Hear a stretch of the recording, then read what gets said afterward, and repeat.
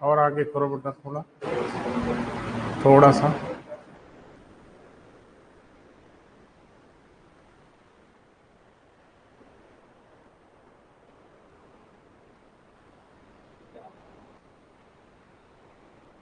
ठीक, छोड़ दो छोड़ दो छोड़ दो।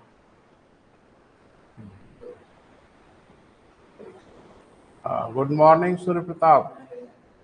जुड़े भाई सब लोग जल्दी से। गुड मॉर्निंग काजल। चलिए बेटा, जुड़ते रहेंगे हमारा मित्र, क्लास हम शुरू करते हैं। तो अब बेटा संविधान में प्रवेश कर ही लेना है ना। तो थोड़ा कोशिश थी कि बच बचा के आगे बढ़ा जाए, तो अब आगे बढ़ना है। आज हम लोग चर्चा करेंगे बेटा भाग 1 की। तो हेडिंग सभी लोग बना लीजिए, विस्तार से चर्चा करें। संविधान का भाग 1। कितने भाग थे बेटा? 22 भाग थे। अनुच्छेद कितने थे? 395 थे, है ना। सब क्लासेस वगैरह मिला के बढ़े हैं 12। तो जी बेटा,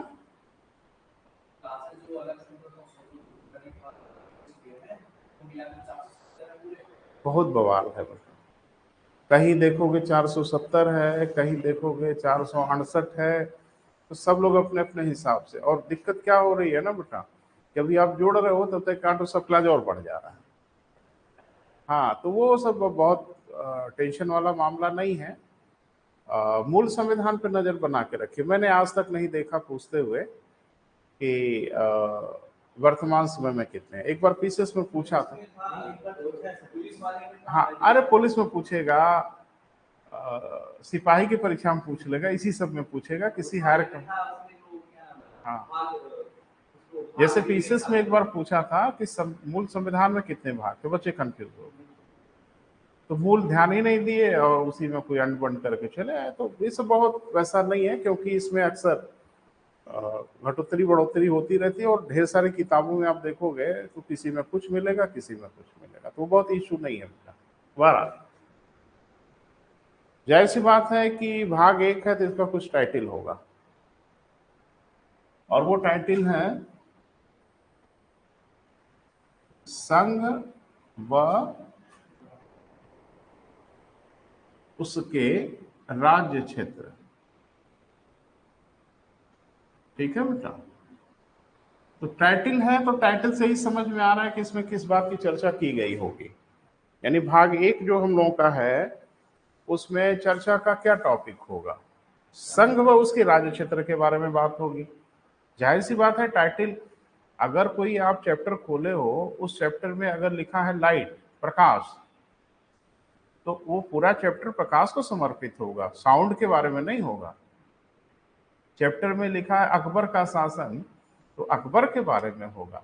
एक बात होता है कि भाग 1 में जो बातें लिखी गई होंगी, यानी हमारे संविधान के भाग 1 में जितनी बातें होंगी, वो सारी की सारी बातें संदर्भित होंगी संघ व उसके राज्य क्षेत्र से।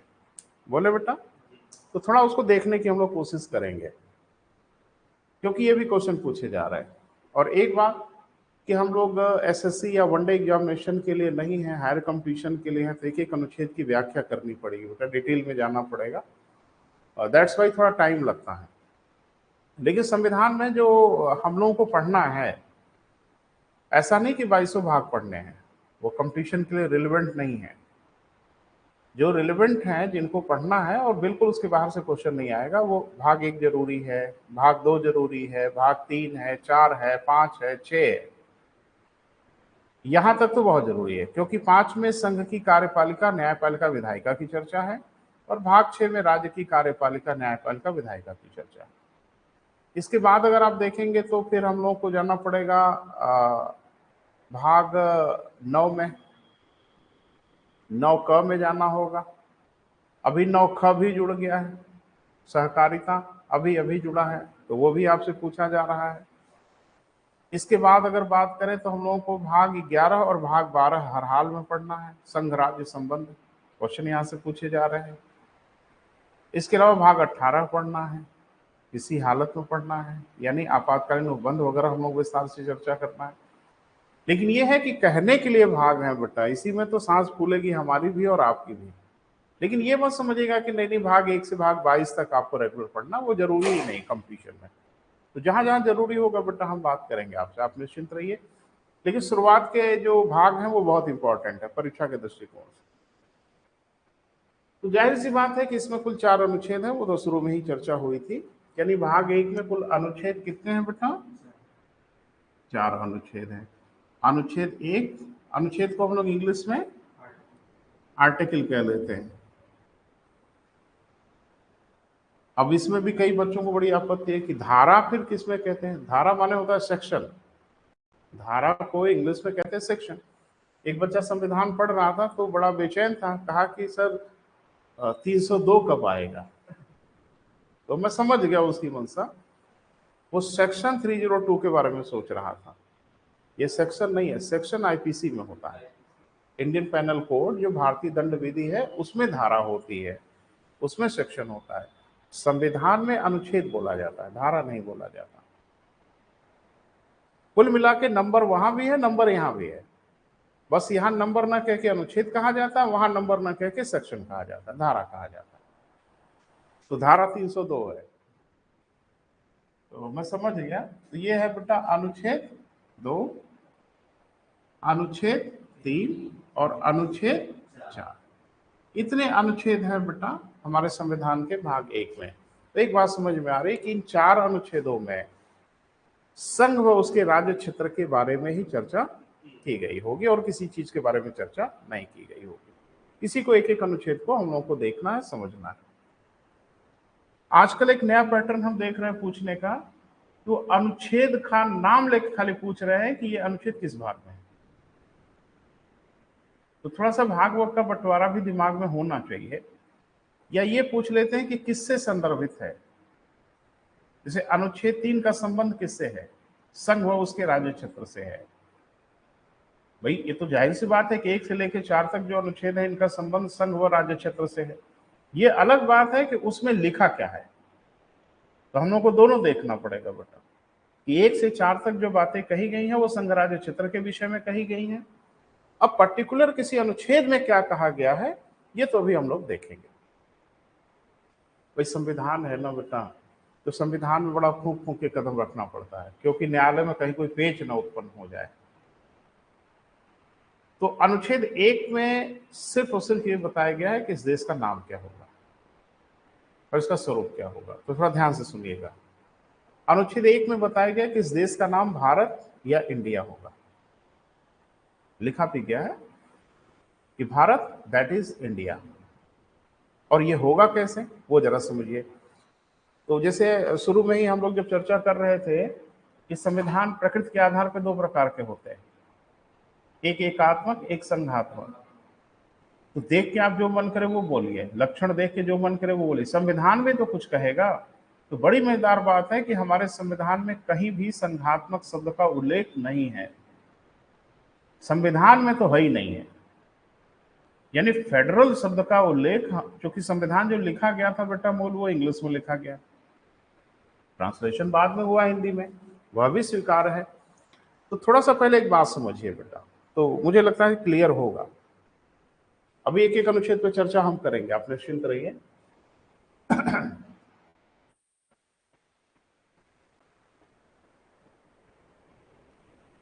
इंग्लिश में 2 शब्द है, दोनों शब्द को जरा सा देखने की कोशिश करिए। एक शब्द है फेडरल और एक शब्द है यूनियन। और बड़ी मजेदार बात है कि इन दोनों की हिंदी संघ है। दोनों की हिंदी के लिए हम क्या प्रयोग करते हैं? संघ प्रयोग करते हैं। तो इंग्लिश में 2 शब्द कहे हैं। देखो इंग्लिश है तो बड़ी समृद्ध भाषा, इसमें कोई शक नहीं है कि यहाँ एक एक शब्द के इतने पर्यायवाची हैं कि पूछो मत। लेकिन कहीं कहीं हिंदी ही मात खा जाती है। भाई हिंदी में एक शब्द के लिए तो 15-15, 16-16 ठो पर्यायवाची हैं, लेकिन कहीं कहीं बड़ा झंझट है। जैसे यहाँ पे झंझट देख रहे हो, फेडरल की भी हिंदी संघ कहा जाता है, यूनियन की भी हिंदी संघ कहा जाता है। वैसे अगर भूगोल में आओ तो एक शब्द है गल्फ और बे। दोनों को खाड़ी कहा जाता। तो दोनों खाड़ी है तो दो शब्द अंग्रेजी में कहे हैं। अरे भाई, बे ऑफ बंगाल तो बंगाल की खाड़ी, गल्फ ऑफ मैक्सिको मैक्सिको की खाड़ी। तो हिंदी में तो दोनों खाड़ी दिख रहा है, लेकिन एक को कहते हैं गल्फ और एक को कहते हैं बे, तो कुछ ना कुछ अंतर तो जरूर होगा। अंतर नहीं होगा तो दो नाम काहे होता। वही हाल यहां भी है। फेडरल एक शब्द है जिसका माने होता है संघ, और यूनियन एक शब्द है जिसके मायने भी हिंदी में हम लोग संघ, जैसे कहते हैं ना छात्र संघ, इंग्लिश में क्या कहते हैं? Student union. अरे यही बोलते हैं अंग्रेजी में, स्टूडेंट यूनियन। छात्र संघ कहते हैं ना, यहां भी संघ आया। अब जरा देखें कि दोनों में डिफरेंस क्या है, क्योंकि मैंने कहा कि यूनियन वाला शब्द तो कहीं है ही नहीं है संविधान में। संविधान में या तो यूनिटरी है या तो फेडरल है। यूनियन तो एक नया आविष्कार अगर है तो नया आविष्कार होगा, ये तो है ही नहीं है। तो ध्यान से सुनिए, फेडरल माने होता है, संघ माने होता है कि जब अलग अलग इकाइयां अपनी सहमति से, अपनी इच्छा से जब एक संघ बनाए, एक समूह बनाए, तब उनको फेडरल कहा जाता है। यहां कोई जोर जबरदस्ती दबाव नहीं होता। पता नहीं मेरी बात समझ पा रहे हैं कि नहीं। अलग अलग इकाइयां पहले रहती हैं, पहले अलग अलग इकाइयां रहती हैं। वो अभी मान लो कि भारत एक देश है, श्रीलंका है, बांग्लादेश है, म्यांमार है, ये लोग मिलकर एक संघ बना लें। जैसे मान लीजिए कि ये लोग मिलकर एक संघ बना लें, तो संघ अगर बना लेंगे तो इन लोगों को कहना पड़ेगा कि फलाना फलाना अधिकार एक जगह होगा। जैसे आप देखो नेटो, नेटो कोई संघ नहीं है, लेकिन नेटो एक संस्था तो बनाई गई है ना, जिसमें कुल मिला के 31 देश हैं आज के डेट में। अभी फिनलैंड भी शामिल हो गया। इसमें कहा गया है ना कि हम लोगों के ऊपर अगर कोई हमला किया, 31 के 31 देशों में से अगर किसी पे किसी ने हमला किया बाहर के, तो सारे मिल के पीटेंगे। 31 देश एक साथ मिलकर जवाब देंगे जैसे कि उसके देश पे हमला हुआ है। एक तरह का संघ ही तो हो गया। ये अलग बात है कि हर मुद्दे पे राय नहीं हो पाई, कुछ मुद्दों पे इनकी एक मत है। आर्थिक हितों पे एक मत होते हैं, सामरिक हितों पे एक मत होते हैं। आप देख तो रहे हो, रशिया के नाक में दम किए हुए हैं रूस के। अभी यूक्रेन भी शामिल होने के फिराक में था, इसी में भड़क गया रूस। अच्छा, शामिल होकर दिखाओ। तो कहने का क्या मतलब वो जरा समझिए। भारत और पाकिस्तान और बांग्लादेश और म्यांमार और भूटान अगर एक संघ बनाए, क्या कोई किसी के दबाव में है? नहीं। इनका मन होगा तो बनाएंगे, मन होगा तो नहीं बनाएंगे। लेकिन अगर बनाएंगे तो आपसी सहमति पे बनाएंगे ना। तो अगर आपसी सहमति पे बना तो फेडरल कहलाएगा। लेकिन जरा भारत का हालचाल देखो। उन 11 राज्यों को अंग्रेजों ने जो 3 वर्गों में बांटा था, कैबिनेट मिशन की योजना में जो आपने पढ़ा था, उसमें क वर्ग में 6 राज्य थे, हाँ या ना? तो क वर्ग में 6 राज्य थे। तो अंग्रेज उसी को ना भारत कह के दे के चले गए कि यही है आपका भारत, कि अलग अलग प्रदेश देखे गए थे। वो सबको संयुक्त रूप से उन्होंने कहा कि ये है भारत, संभालिए अपना भारत। कि 6 प्रांतों को अलग अलग स्वतंत्र कर दिए थे कि अब आप लोगों का जो मन करे वो करिए। नहीं, तो हमको जो मिला अंग्रेजों से विरासत में, वही तो भारत हो गया। और उसी भारत को फिर हम लोग बांट बूट के अलग अलग अलग अलग राज्य बना डाले। बोल नहीं रहे हो? तो क्या राज्य स्वतंत्र थे पहले? नहीं थे। अरे राज्य तो हमको गिफ्ट में मिल गए ना। मैंने कहा था कि भारत तो हमको गिफ्ट में मिला, और ऐसा तो नहीं था कि अलग अलग राज्य थे और फिर उनसे पूछा गया कि भैया क्या आप लोग मिलके भारत बनोगे? अगर ऐसा होता तो हम संघ होते। लेकिन हमारे यहाँ क्या हुआ कि राज्य तो समूह में ही गिफ्ट में मिल गए हमको। अब हम राज्य से थोड़ी पूछेंगे कि हमारे साथ रहोगे कि नहीं रहोगे। अरे रहोगे नहीं तो जाओगे कहां? तो इसीलिए कहा जाता है कि भारत को संघ नहीं कहा जा सकता, क्योंकि ये जो संघ बना है राज्यों की सहमति से नहीं बना है, राज्यों से पूछ पूछ के नहीं बना है। यहां तो पहले संघ बन गया तब राज्य बने। बोल नहीं रहो बेटा। हमारे यहां तो पहले भारत बना तब राज्य बने। उलट गंगा बह गई। बाकी संघात्मक व्यवस्थाओं में पहले राज्य होते हैं तब संघ होते हैं। तो आप सैद्धांतिक रूप से इसे फेडरल कैसे कह सकते हैं? ये फेडरल के स्वरूप में कभी बना ही नहीं। ये बना नहीं बना। इसीलिए हमारे संविधान के अनुच्छेद 1 में भारत के लिए फेडरल शब्द का उल्लेख नहीं किया गया और किया भी नहीं जा सकता था, क्योंकि पूछ पूछ के संघ नहीं बना है। संघ बन गया, भारत बन गया, तब राज्य बने, और राज्य तो आज तक बन रहे हैं। अरे भैया, आज तक राज्य बन रहे हैं। अभी तेलंगाना बन गया, कल को आप डिमांड कर रहे हो पूर्वांचल की, हो सकता है बन जाए। तो यहां तो जो आपको मिल गया उसी में बांट बखरा हो रहा है। अमेरिका के राज्यों की 1 इंच भूमि कोई नहीं बदल सकता। भूमि तो छोड़ दो, अमेरिका के राज्यों के नाम के अल्फाबेट में परिवर्तन नहीं कर सकते बिना उनकी मर्जी के। हमारे यहाँ राज्यों से पूछ पूछ के काम किया जाता है ना। अरे जब चाहेंगे तब टुकड़े टुकड़े कर देंगे, है ना, कर ही दे रहे हैं। हाँ, आपकी इच्छा हो तो ठीक, हाँ इच्छा है तो बड़ा अच्छा है, नहीं भी है तो भी ठीक, मानना पड़ेगा। तो संघात्मक हम नहीं कह सकते। तो हमारे संविधान में जो शब्द प्रयोग किया गया है, we Bharat, that is India, union of state. Bharat संघ राज्य नहीं है, भारत राज्यों का संघ है। आप कहेंगे तो घुमा फिरा के एक ही जैसा दिख रहा है। ये दिख भले रहा हो आपको, लेकिन एक जैसा नहीं है।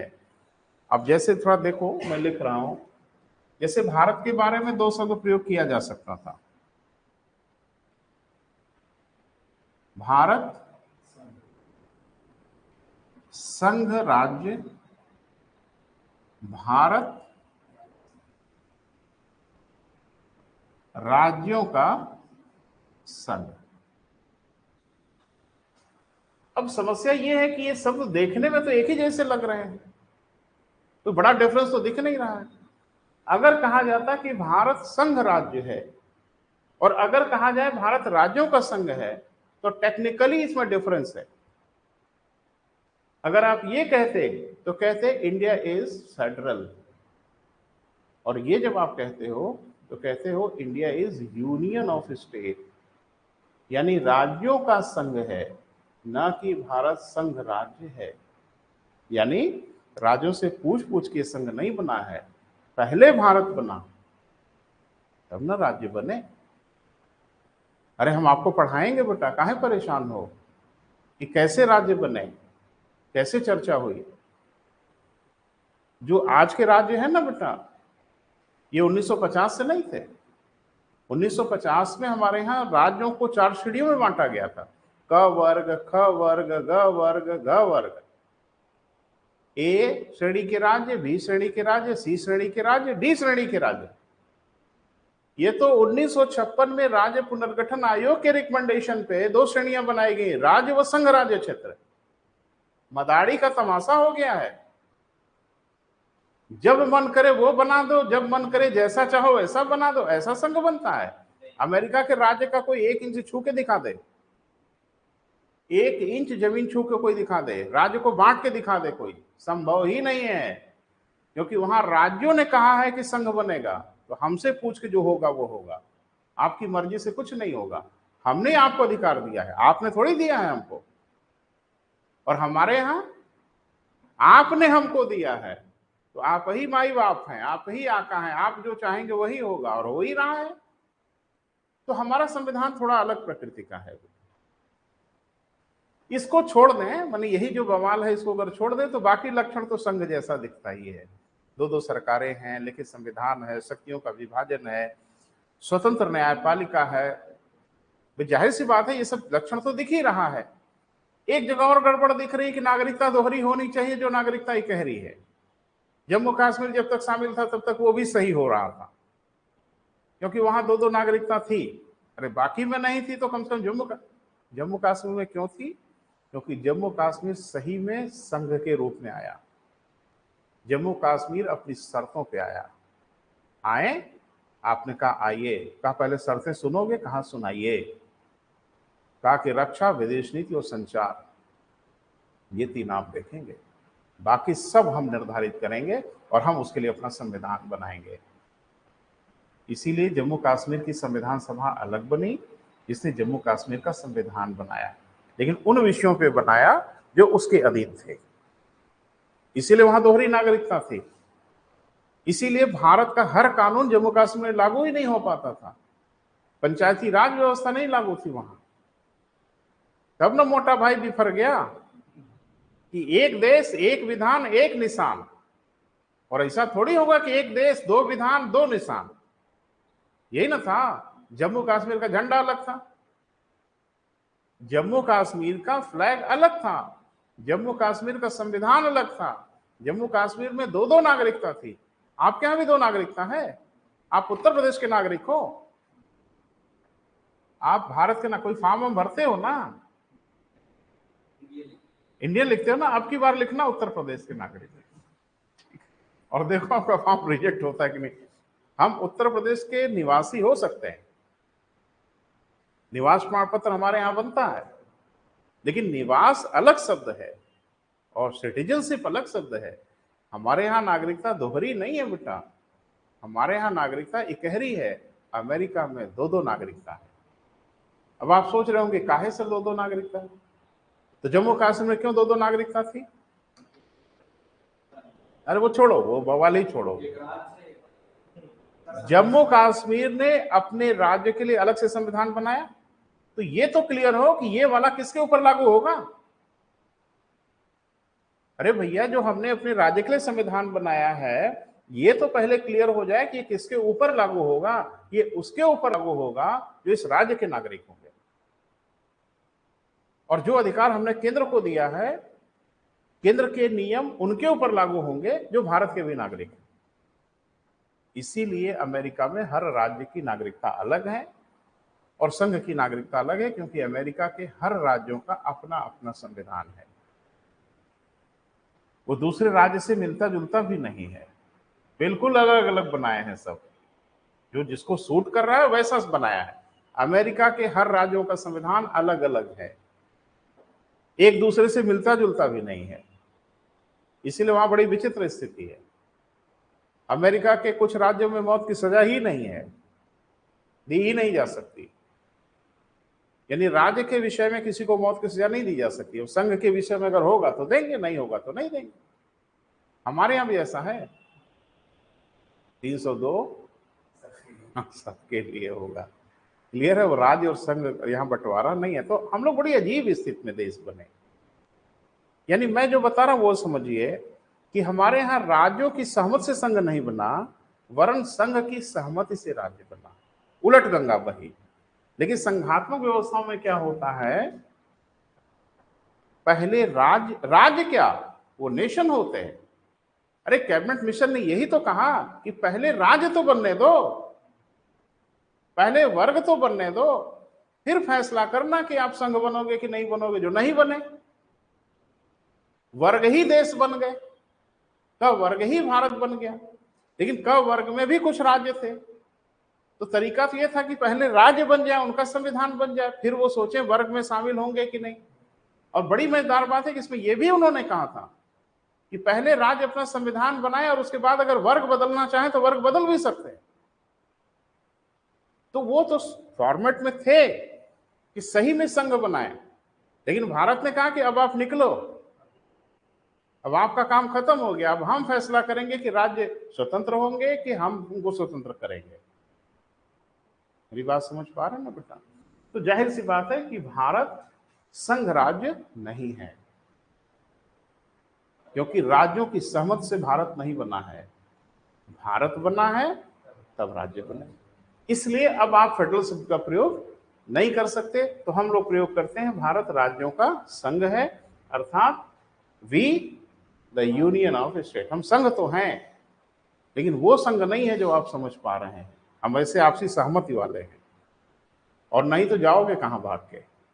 हमारे यहां राज्यों का संविधान है अलग। हाँ अलग है बेटा, बिल्कुल अलग है। भाग 6 में राज्यों का ही संविधान है। नहीं समझ पा रहे हो? हमारे यहां राज्यों का संविधान है अलग, इसमें कोई शक नहीं है। लेकिन क्यों एक ही किताब में हो पाया? क्योंकि उन्हीं लोगों ने राज्यों का भी संविधान बना दिया जो संघ का बना रहे थे, और उन्होंने कहा राज्यों का संविधान सबका होगा लेकिन सबका एक जैसा होगा। बोल नहीं रहे हो? हमारे यहाँ राज्यों का संविधान है बेटा, लेकिन यूनिफॉर्म फॉर्मेट का है, सामान्य रूप सा है, हर राज्यों की रूपरेखा एक जैसी होगी। यहाँ हर राज्यों के अलग अलग प्रकार के संविधान बनाने की अनुमति नहीं थी। पता नहीं मेरी बात समझ पा रहे हो कि नहीं? भारत में राज्यों का संविधान है, लेकिन हर राज्यों को अलग अलग संविधान बनाने की अनुमति नहीं थी। कहा गया कि एक कॉमन फॉर्मेट बना रहे हैं और यही कॉमन फॉर्मेट हर राज्यों के लिए लागू होगा, जम्मू कश्मीर को छोड़कर।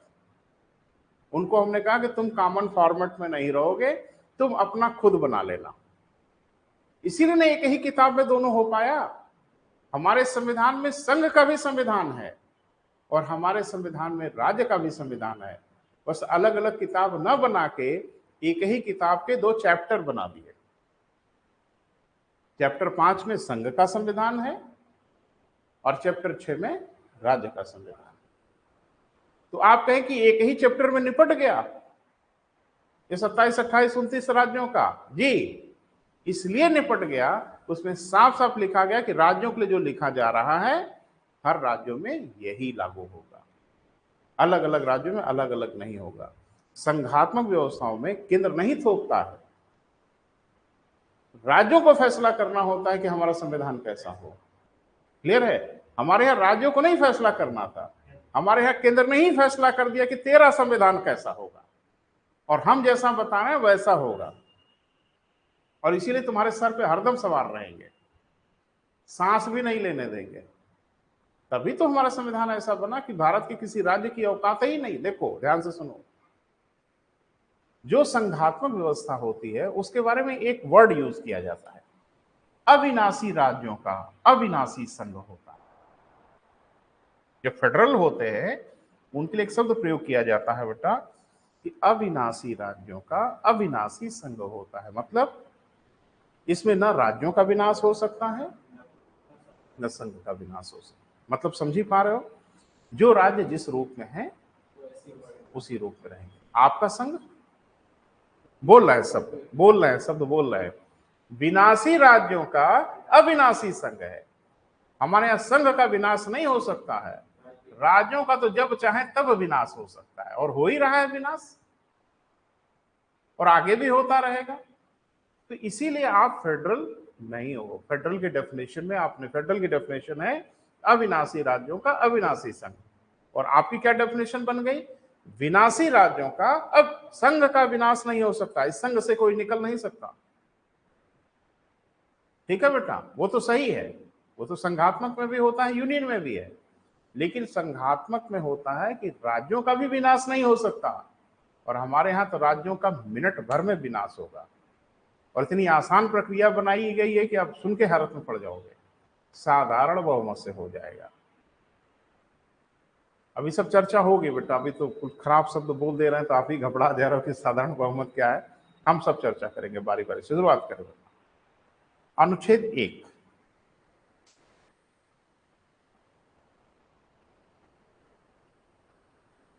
हाँ, इसमें संघ के नाम का उल्लेख किया गया है।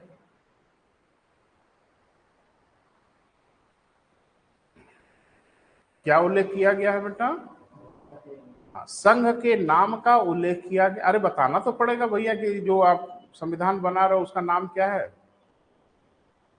हाँ, जिसे भारत अथवा इंडिया कहा गया।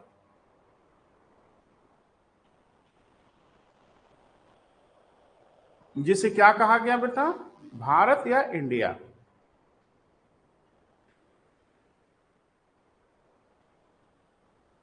पता नहीं समझ पा रहे हो कि नहीं? इस देश का नाम सिर्फ दो होगा, या तो भारत या तो इंडिया। एक बच्चे ने कहा सर हिंदुस्तान भी कहते हैं हम लोग। हम कहा आर्यावर्त भी कहो, रोक कौन रहा है? कहा हम समझ नहीं पा रहे, हम पे समझा रहे हैं। कागज में क्या नाम है आपका? तो कागज में बताया कि सूर्यभान सिंह नाम है मेरा। हम पे घर पे क्या कहते हैं? कहा डब्लू। हम कहा तुमसे भी तो लोग पूछते हैं क्या नाम है, कहते डब्लू नाम है। तो डब्लू तो तुम्हारा सो कॉल्ड नेम है, जिसको निक नेम कहते हैं। डब्लू, बबलू, लल्लू, पप्पू, ये सब तो निक नेम है ना बेटा, पुकारने वाले नाम है। एक तो मार्कशीट में नाम होगा, एकेडमिक में एक नाम होगा, वही आपका नाम है। तो वैसे ही ये तो निक नेम है कि आप हिंदुस्तान कह दो, आर्यावर्त कह दो, फलाना कह दो, ढिमाका कह दो, लेकिन कागज में हमारा नाम सिर्फ दो है, या तो भारत या तो इंडिया। हिंदी में भारत कहेंगे और अंग्रेजी में इंडिया कहेंगे। वैसे हिंदी में भी इंडिया कह दो, कोई आपत्ति नहीं है। क्लियर है बेटा? और अंग्रेजी में भी भारत कह दो, बहुत ढेर सारी जगह पे अंग्रेजी में भारत लिखा होता। ये दो नामों का उल्लेख आप कर सकते हैं। क्लियर है बेटा?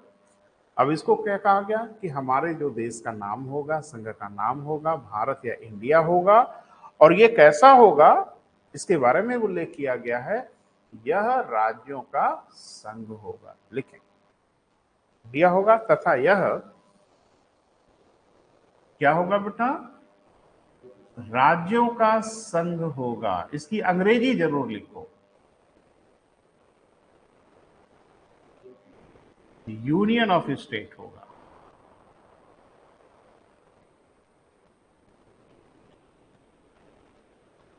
ठीक है बेटा, समझ में आ रहा है? अब यही से क्वेश्चन पूछ लेता है कि फेडरल शब्द का उल्लेख हमारे संविधान में कहां किया गया? तो कहीं नहीं किया गया।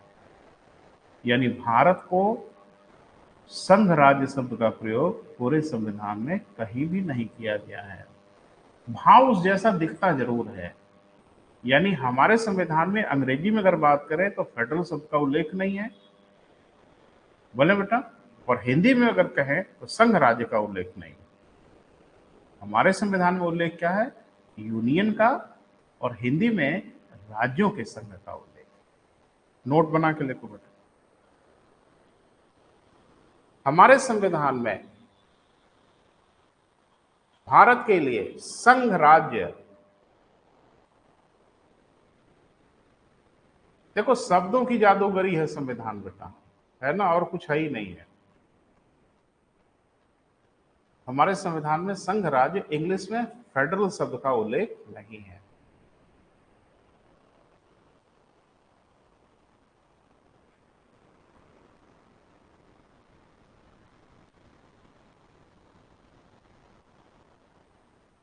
ठीक है बेटा, दिमाग में रखना, इसकी बहुत जरूरत पड़ेगी, घुमा फिरा के कहीं से हमला बोलेंगे आपके ऊपर।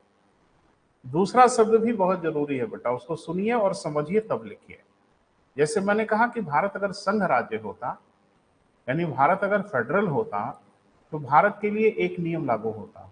वो नियम ये लागू होता, अविनाशी राज्यों का अविनाशी संघ होता। अगर ऐसा होता तो हम भारत को फेडरल कहते। क्लियर है? लेकिन क्या भारत के साथ यही है? नहीं है। हम क्या है बेटा? विनाशी राज्यों के अविनाशी संघ है, इसलिए हम फेडरल नहीं हैं, हम यूनियन ऑफ स्टेट है, हम राज्यों के संघ हैं। क्लियर है बेटा? हाँ कह सकते हैं, लिख लें। संघ राज्य के लिए, संघ राज्य के लिए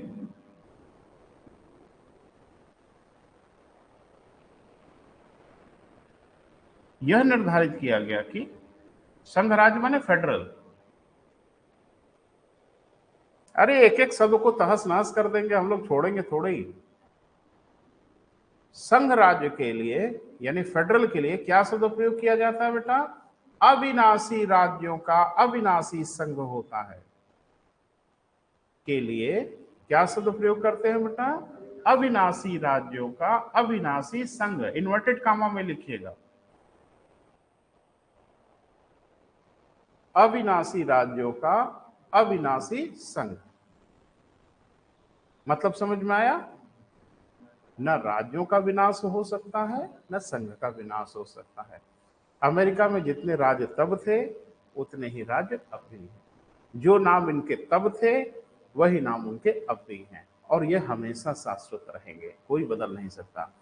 आपके प्रदेश का नाम उत्तर प्रदेश है, उत्तम प्रदेश कर दें, बुलडोजर प्रदेश कर दें, क्या कर सकते हो भाई, जो चाहे बदल दें। तो अब आप क्या बने हो, आप बने हो विनाशी राज्यों के अविनाशी संघ बने हो, तो फेडरल कैसे कह सकते हो? फेडरल की परिभाषा में एक शब्द तो गड़बड़ा रहा है। देखें, जबकि भारत विनाशी राज्यों का मतलब जहां राज्यों का विनाश हो सकता है, विनाशी राज्यों का अविनाशी संघ है। संघ का विनाश नहीं हो सकता, कोई भाग नहीं सकता। तो थोड़ी सी समीक्षा कर दे बेटा इसकी, बड़ा जरूरी है। देखो, सबसे बड़ी परेशानी क्या थी भारत की, संविधान एकात्मक या संघात्मक, जो भी फॉर्मेट बनाया गया, यही दो फॉर्मेट बनाया गया। तो कहा गया कि पूरी दुनिया के जो संविधान होंगे या तो संघात्मक होंगे या तो एकात्मक होंगे। संविधान घर जैसे होते हैं, जैसे घर होता है ना, वैसे होते हैं संविधान। घर का कोई आइडियल फॉर्मेट थोड़ा ही होता है कि घर या तो ऐसा हो या तो ऐसा हो, बिल्कुल नहीं होगा। घर वैसा होगा जो हमें सूट करेगा, हमारी इच्छाओं के अनुरूप घर होगा ना। कि आपने दो तरीके का घर बता दिया, तो उस तरीके में से आप चुनो कौन वाला तरीका। अरे बिल्कुल नहीं चुनेंगे, हम वो चुनेंगे जो हमारे परिवार को सूट करे ना। आइडियल घर क्या होता है? देखो, आप एक फ्लैट लेते हो ना, अरे फ्लैट मतलब समझ रहे हो ना, जैसे अंसल उंसल ओमेक्स ओमेक्स में या डीएलएफ वगैरह का फ्लैट ले रहे हो, तो वो फ्लैट आपकी इच्छा के अनुरूप तो नहीं ही होगा। वो डिजाइनर ने जो डिजाइन समझा होगा, उस डिजाइन का फ्लैट बनाया होगा। वैसे वो डिजाइन बनाते समय आपकी इच्छाओं को ध्यान में रखते हैं कि आप एक फ्लैट चाहोगे तो आप क्या क्या चाहोगे उसमें हो। कहा है भैया 2.5 करोड़ का फ्लैट लिए हैं, तो हम तो चाहेंगे ना कि उसमें हर चीज मौजूद हो, वो हर चीज मौजूद रहती है। लेकिन फिर भी जब आप किसी फ्लैट में जाते हो, रहने लगते हो, तो आपको कोई चीज खटकती है कि यार ये ऐसे ना हो कि ऐसे रहता तो थोड़ा हमें सूट करता, तो कुछ लोग उसको अल्टर भी करा लेते। लेकिन आप खुद से अपना घर बनाओगे तो मुझे लगता है अपनी एक एक जरूरत को ध्यान में रखोगे कि स्टोर रूम यार यहां कहां बना दिए, यहां रहा होता तो बड़ा अच्छा रहा होता। क्लियर है बेटा? तो भारत ने कहा कि भाड़ में जाए एकात्मक और संघात्मक, हम तो अपना संविधान वह बनाएंगे जो हमें सूट करेगा। आप कहेंगे क्यों ऐसा किया हम लोगों ने, तो बता रहे हैं। जैसा अमेरिका के लोग हैं वैसे ही भारत के लोग हैं। हाँ ना बोलिए ना। जैसे यूरोप के लोग हैं वैसे भारत के लोग हैं। जितने विचित्र लोग भारत के हैं, पूरी धरती पे इतने विचित्र लोग नहीं। मजाक नहीं कर रहे हैं। जितनी विविधता और जितनी विचित्रता आपके देश में है, उतनी दुनिया में कहीं है? अमेरिका में सारे क्रिश्चियन हैं, सारे क्रिश्चियन हैं। अमेरिका में हर जगह इंग्लिश बोली जाती है। तो कम से कम धर्म के आधार पे और भाषा के आधार पे तो विभाजन नहीं है। और आपके यहां धर्म के आधार पे भयानक विभाजन है, भाषा के आधार पे उसे बढ़ चढ़ के विभाजन है। आप कभी साउथ में चले तो जाओ, हिंदी से तो एलर्जी है, एलर्जी। अंग्रेजी बोलेंगे चलेगा, हिंदी नहीं, सुनना पसंद नहीं करते। मैंने आपको बताया ना कि अब तो क्या स्थिति है मुझे नहीं पता। एक बार मैं बेंगलोर गया, एक भी स्टेशन ऐसा नहीं मिला मुझे। अरे एक ही जगह तो थी जहां हिंदी दिख सकती थी, बाकी दुकान उकान पे या बैनर पोस्टर पे कहीं हिंदी तो सवाल ही नहीं है। एक जगह जो सरकारी प्रॉपर्टी थी वहां पे हिंदी दिखती थी, वो रेलवे स्टेशन। हर रेलवे स्टेशन का नाम 3 भाषाओं में, वहां की लोकल लैंग्वेज में, हिंदी में और अंग्रेजी में। और मैंने तो ध्यान दिया बेटा कि बिना नागा किए हुए कोई स्टेशन नहीं बचा था जिसके हिंदी के नाम पे कालिक नहीं पुती हुई थी। जैसे लग रहा था कि ठेके पे देके काम कराया गया है किसी से, गलती से भी एक नहीं छूटा। अंग्रेजी से उतनी आपको नफरत नहीं थी, हिंदी से इतनी नफरत थी। ये है हिंदुस्तान। कभी पहाड़ों पे चले जाओ, पर्वतीय क्षेत्रों में चले जाओ, कहते ये मैदानी क्षेत्रों के लोग हैं। ये भी विभाजन है। तो यहां विभाजन के इतने आधार हैं बेटा, भाषा के आधार पे, धर्म के आधार पे, और तो छोड़ो जाति के आधार पे इतना विभाजन है भारत में। तो यहाँ का संविधान तो कुछ अलग ही होना चाहिए था। तो हम लोगों ने अलग ही संविधान बनाया और कहा ना कि राज्यों को लेके अगर बहुत ज्यादा ऐंठन होगी ना तो ऐंठन ठीक कर देंगे। जैसे एक ऐंठन बहुत ज्यादा थी, एक आपके यहाँ राज्य हुआ करता था महाराष्ट्र, हुआ करता था नहीं अभी भी है। तो देखते थे वहां वो महाराष्ट्र कुछ लोगों की पैतृक संपत्ति बन गई थी ना, किसकी? ठाकरे लोगों की। उनके बाप का महाराष्ट्र था ना। अरे भाई जब बाला साहब ठाकरे थे तब तो था ही। अभी उद्धव ठाकरे और धमाका ठाकरे, तो वो लोग ऐसे वहां बिहेव करते हैं कि जैसे महाराष्ट्र उनकी पर्सनल प्रॉपर्टी है। वो कहते हैं कि हम लोग मराठी मानुस हैं। अच्छा, हम लोग क्या हैं? वन मानुस है। अच्छा, वो कहते हैं हम शिवाजी की संतानें हैं। तो हम भी किसी अरे गहरे की नहीं संतान है, हम भी महाराणा प्रताप की संतानें हैं, हल्के में मत लेना। लेकिन आप जरा मुझे बताइए कि उत्तर भारतीयों के साथ महाराष्ट्र में कितना डिमार्केशन होता था? मुझे लगता है अभी भी होता है। चिढ़ते हैं, नफरत करते हैं और कहते हैं कि अगर महाराष्ट्र में रहना है तो मराठी बोलो, हिंदी उंदी तो नहीं चलेगी। एक बात मुझे बताइए, आप इस आधार पे देश को बांट दोगे कि मराठी लोगों के लिए है? हर प्रदेश इस आधारों पे बट जाए कि मराठी के लिए है और ये द्रविड़ के लिए है, ये आर्य के लिए है, ऐसे बांटोगे? ऐसे कम बंटवारा है। इसीलिए हमारे संविधान में जगह दी गई, न रहेगा महाराष्ट्र, न कहोगे मराठी मानस। इसीलिए सब किया गया बेटा कि जब चाहेंगे राज्यों को तहस नहस कर देंगे। राज्यों को लेके बड़ा ऐंठन है ना, वो ऐंठन खत्म होगी। कितना दुर्भाग्यपूर्ण है बेटा, देश जब गणतंत्र हुआ, इस देश में एक भयानक आंदोलन चला तेलुगु भाषियों के लिए। उन्होंने कहा कि तेलुगु भाषियों के लिए एक अलग राज्य चाहिए। बड़ा आंदोलन हुआ, बड़ी कुर्बानियां हुई। उनके नेता थे पोट्टी श्रीरामल्लू, आमरण अनशन पे बैठ गए, उनकी डेथ हो गई। तब जाके पंडित जवाहरलाल नेहरू घबरा गए कि अरे बाप रे, तो मरी गए। तो उन्होंने भाषा के आधार पर इस देश में पहला राज्य बनाया, आंध्र प्रदेश। और हाल देखो, वो अभी बट गया ना। तो ये तो होना ही है और भारत जैसे देश में बहुत जरूरी है, क्योंकि अविभाजित या अविनाशी राज्य अगर यहां हो जाएंगे ना बेटा तो बड़ी तकलीफ हो जाएगी। इसलिए कहा गया कि अभी मैं बताऊं आपको, केंद्र सरकार अगर चाहे ना तो नक्शे में महाराष्ट्र राज्य नदारत हो जाएगा, नाम ही नहीं रहेगा महाराष्ट्र का। कुछ महाराष्ट्र दे दिए गुजरात को, कुछ दे दिए उधर, कुछ कर्नाटका को, और मालूम चला कि अब ये राज्यों की सीमा बड़ी हो गई, महाराष्ट्र गायब हो गया। अब मराठी मानुस चिल्लाओ। हाँ, तो कहने का मतलब यह है बेटा कि अगर मेरी समीक्षा है, मेरी व्यक्तिगत राय लें तो हम ये कह सकते हैं कि बहुत सही किया। पश्चिम बंगाल आजकल कुछ ड्रामा चल रहा है ना, नहीं रहेगा पश्चिम बंगाल। अगर केंद्र सरकार मन बना लगी तो पश्चिम बंगाल राज्य ही नदारत हो जाएगा और सारी ऐठन वैठन ठीक हो जाएगी, या उसके 72 टुकड़े कर डालेंगे। तो देखो, कहते हैं ना, सठे साठ्यम समाचरेत, दुष्टों के साथ दुष्टता पूर्वक व्यवहार ही उचित है।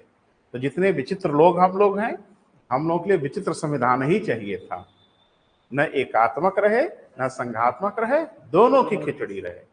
दोनों की खिचड़ी है भैया, क्लियर है बेटा? तो जाहिर सी बात है कि भारत जो संघ है वो विनाशी राज्यों का अविनाशी संघ है, न कि अविनाशी राज्यों का अविनाशी संघ है। ये क्लियर हुआ बेटा? अर्थात न हम पूर्ण रूप से एकात्मक जैसे हैं, न ही पूर्ण रूप से संघात्मक जैसे। क्लियर है? अच्छा, एक अनुच्छेद तो क्लियर हुआ। अब हम कुछ शब्द बोलेंगे, उसको थोड़ा ध्यान से सुनना। हमारे यहाँ 2 अनुच्छेद हैं बेटा, हम दोनों को साथ में आपसे चर्चा करेंगे तुलनात्मक रूप से, तभी आप समझ पाएंगे। अनुच्छेद 2 और अनुच्छेद 3, एक तो हो ही गया, एक में कोई बहुत संकट नहीं है, बहुत क्लियर है। इसमें देश के नाम का वर्णन है और कहा गया कि देश का राजनीतिक स्वरूप कैसा होगा। तो कहा गया हमारा जो राजनीतिक स्वरूप होगा वो होगा यूनियन ऑफ स्टेट होगा, राज्यों का संघ होगा, न कि संघ राज्य होगा। अंतर मैंने आपको बता दिया।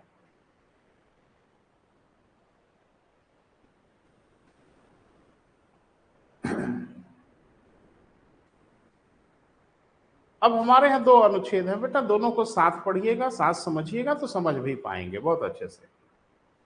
एक तो हो ही गया, अब अनुच्छेद है 2 और अनुच्छेद है 3। अरे एक और है 4, फिर तो हो ही जाएगा।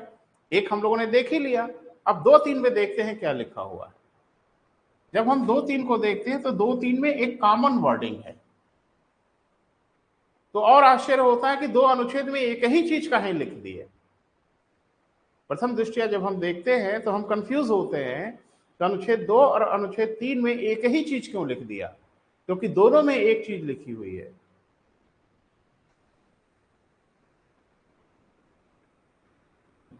नए राज्यों की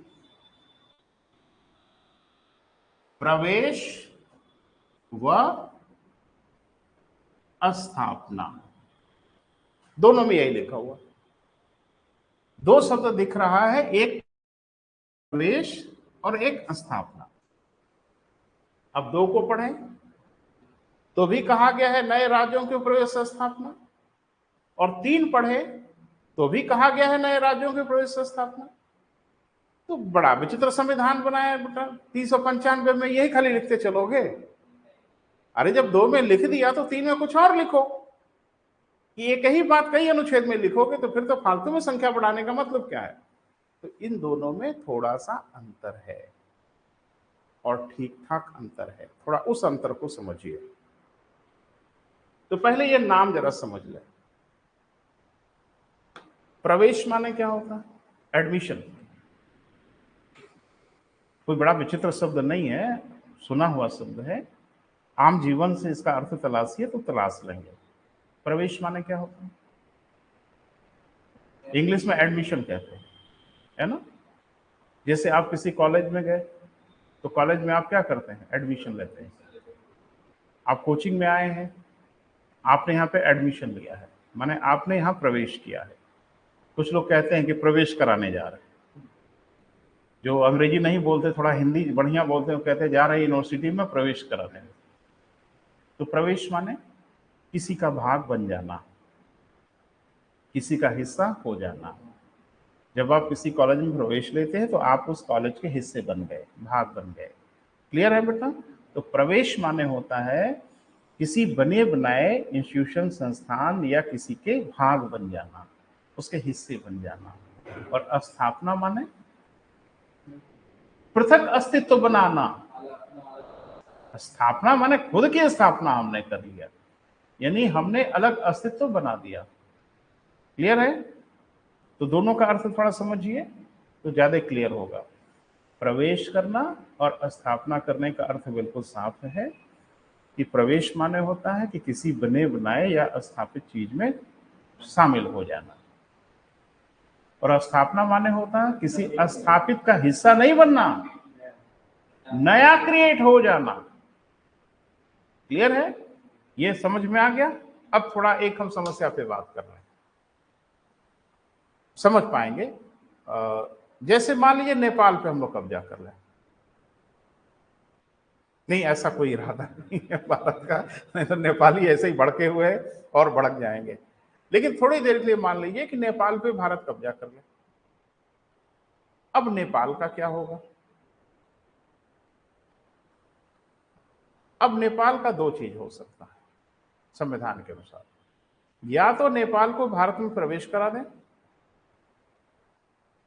या तो नेपाल की स्थापना कर दें। समझ नहीं पा रहे हैं आप, हम बता रहे हैं आपको।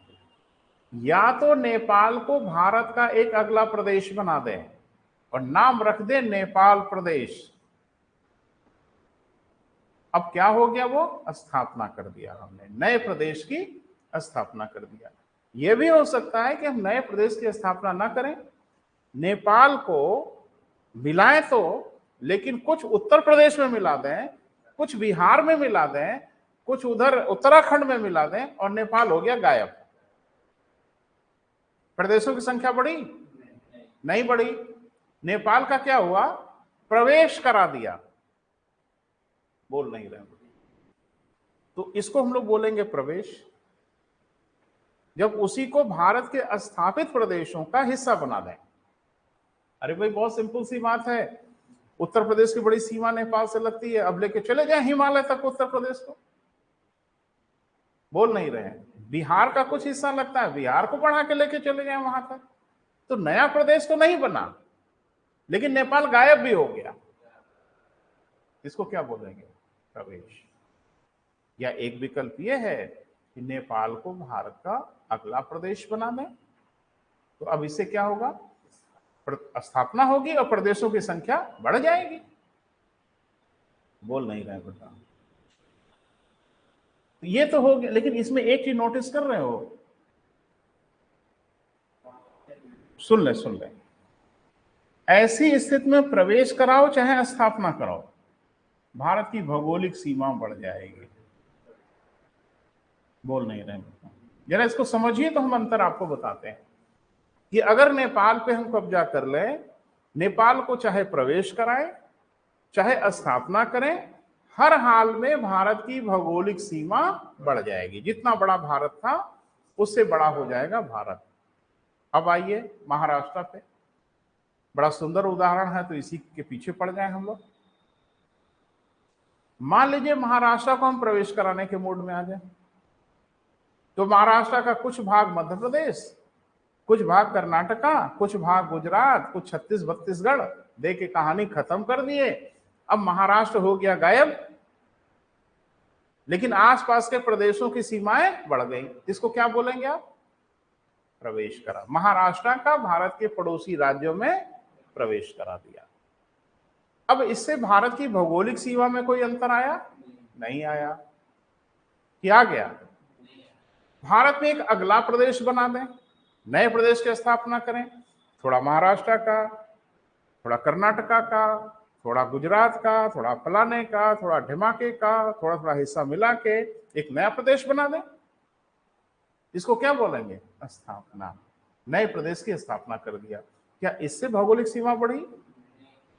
कुछ अंतर समझ में आ रहा है? एक बार हम प्रवेश स्थापना करा रहे हैं तो भौगोलिक सीमा बढ़ जा रही है, और एक बार प्रवेश स्थापना करा रहे हैं तो भौगोलिक सीमा में रंच मात्र भी परिवर्तन नहीं हो रहा है। अंतर समझ में आ रहा है? भौगोलिक सीमा तो तब बढ़ेगी जब आप किसी विदेशी भूभाग पे कब्जा करोगे। तो ध्यान से सुनना, अनुच्छेद 2 ये कहता है कि जब आप नए राज्यों की प्रवेश स्थापना कराओगे तो भारत की भौगोलिक सीमा बढ़ेगी। बोल नहीं रहे हैं। इसका क्या मतलब है? इसका मतलब यह है कि अनुच्छेद 2 का प्रयोग तब करेंगे जब कोई विदेशी भाग कब्जा कर ले। बोल नहीं रहे बेटा। अनुच्छेद 2 का प्रयोग आपको तब करना होगा जब हम विदेशी जमीन हड़प लें। अठेठ भाषा में बोलते हैं ना, हड़प ले या कब्जा कर लें। जब कब्जा करेंगे तब हमको अनुच्छेद 2 का प्रयोग करना होगा। इसलिए हमारे संविधान लिखने वाले कितने दूरदृष्टि वाले थे कि कब्जा करने के बारे में सोचा था कि अगर हम कोई विदेशी भाग कब्जा कर लें तो उसका क्या करेंगे। ये हम लोगों ने संविधान में लिख लिया। या तो उसे नया प्रदेश बनाएंगे, या किसी प्रदेश के आसपास का होगा तो उसमें मिला भी सकते हैं। अब एक बात होता है कि आप उज्बेकिस्तान में कोई इलाका कब्जा कर लिए, मान लें, और उसे भारत का हिस्सा बनाना है, तो प्रवेश तो नहीं ही करा पाएंगे, तो स्थापना कर देंगे। हाँ, पड़ोसी अगर कोई होगा, मान लो बांग्लादेश पे कब्जा कर लिए, तो हमारे पास दोनों विकल्प खुले हैं। बोल नहीं रहे। अनुच्छेद 3, बने बनाए जो प्रदेश हैं उन्हीं को तोड़ो फोड़ो, यानी यह आंतरिक समायोजन है। और 2, ऐसे समझो ना भैया कि जैसे हमारा एक प्लाट है शहर में एक प्लाट आपने खरीदा, बाउंड्री भी बनवा दिया, है ना, सब पैमाइश वमाइश करके नाप ओप के आपने बता दिया कि भैया मेरा ये प्लाट है। अब इस प्लाट के अंदर आप जो चाहे वो छेड़छाड़ करें, बोल नहीं रहे। एक बार हम इसमें क्यारी बनाए थे ऐसे ऐसे, ठीक है बनाइए, फिर आपके ना ठीक नहीं लग रहा है, इसको मिटा दिए। अब कहें हम ऐसे ऐसे बनाएंगे, बनाओ भैया, कौन रोक रहा है, क्योंकि प्लाट तो आप ही का है। क्लियर है? तो आप देख रहे हैं कि ये जो मामला हो रहा है ये आंतरिक समायोजन हो रहा है, यानी हमारी जो मूल बाउंड्री है इसमें हम कोई छेड़छाड़ नहीं कर रहे हैं। तो ये होगा आर्टिकल 3। यानी भारत की जो सीमा बनी हुई है उस सीमा के अंदर रोज नए नए प्रदेश बनाओ, रोज बिगाड़ो, रोज फिर से बनाओ, ये आप कर सकते हैं। इसकी अनुमति कौन देता है बेटा? अनुच्छेद 3 देता है। क्लियर है? लेकिन एक बार आपने मन बनाया कि नहीं नहीं ऐसे ठीक नहीं है, थोड़ा हटाते हैं और ये वाली बाउंड्री गिराते हैं, अब पड़ोसी की जमीन में 2 फीट घुस जाते हैं, है ना? तो अब आप बताइए कि आपका मूल जो प्लाट था वो तो इतना ही बड़ा था, और आपका प्लाट बड़ा कैसे हो गया? तो आपने पड़ोसी के प्लाट पे कब्जा कर लिया। ठीक है, तो जाहिर सी बात है कि डिजाइन तो आपकी ये थी, यही ना थी। अब आपने कहा डिजाइन को थोड़ा बढ़ा लेते हैं, ये क्या हो गया? ये प्रवेश करा दिया, कब्जा करके प्रवेश करा दिया। या आप कह सकते हैं कि कब्जा तो कर लिया, इसको थोड़ा ऐसे कर देते हैं, ऐसे। तो कब्जा तो कर ही लिया आपने, स्थापना किया है। आप ऐसा आप करेंगे आर्टिकल 2। तो मुझे लगता है आप समझ पा रहे हैं। अनुच्छेद 2 के प्रयोग से भी प्रवेश स्थापना करेंगे, अनुच्छेद 3 के प्रयोग से भी हम प्रवेश स्थापना करेंगे। बस दोनों में अंतर यह है कि जब आप अनुच्छेद 2 का प्रयोग करोगे तो भारत की भौगोलिक सीमा जरूर बढ़ेगी, और जब आप अनुच्छेद 3 का प्रयोग करोगे तो भारत की भौगोलिक सीमा में कोई वृद्धि नहीं होगी। इसका मतलब बिल्कुल साफ है, 2 का प्रयोग करेंगे तो कब्जा करेंगे किसी न किसी का, और 3 का प्रयोग करेंगे तो हमारा आंतरिक समायोजन होगा, हम किसी की जमीनों में नहीं छुएंगे। क्लियर है बेटा? अब आप ये बताइए कि क्या 26 जनवरी 1950 के उपरांत हमने 2 का प्रयोग किया?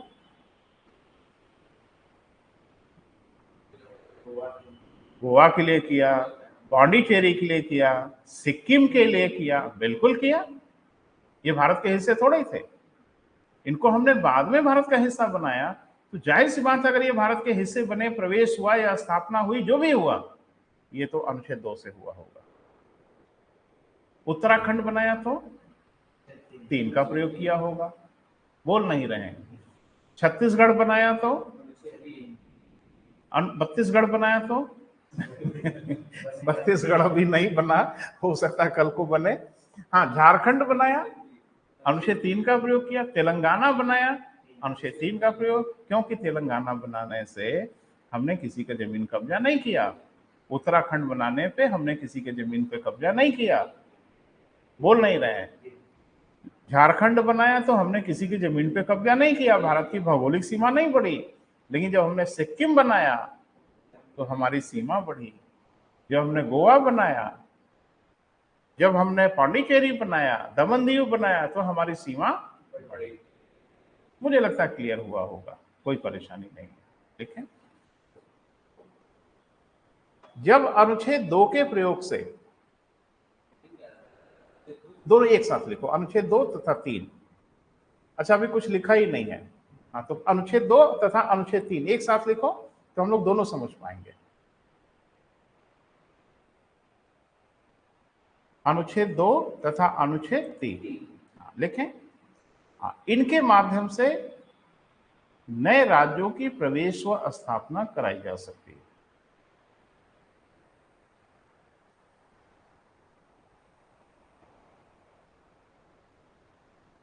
इनके माध्यम से नए राज्यों की प्रवेश व स्थापना। प्रवेश स्थापना का मतलब मैंने पहले ही क्लियर कर दिया, आप समझ पा रहे हैं।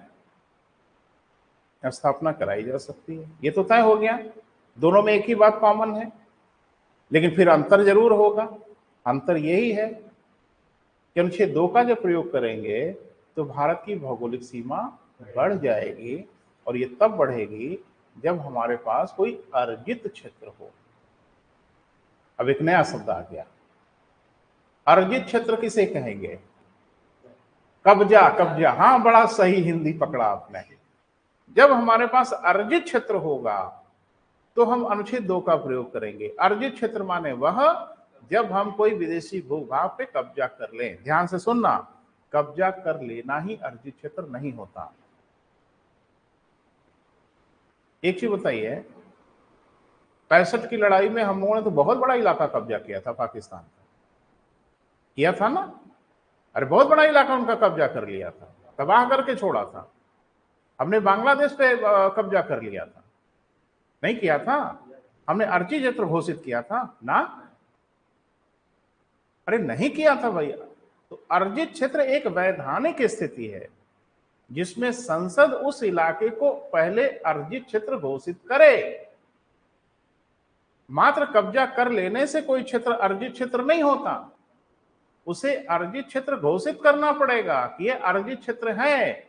और जैसे अर्जित क्षेत्र होगा वैसे अनुच्छेद 2, हाँ, उत्साहित होने लगे कि अरे प्रयोग करो ना मेरा।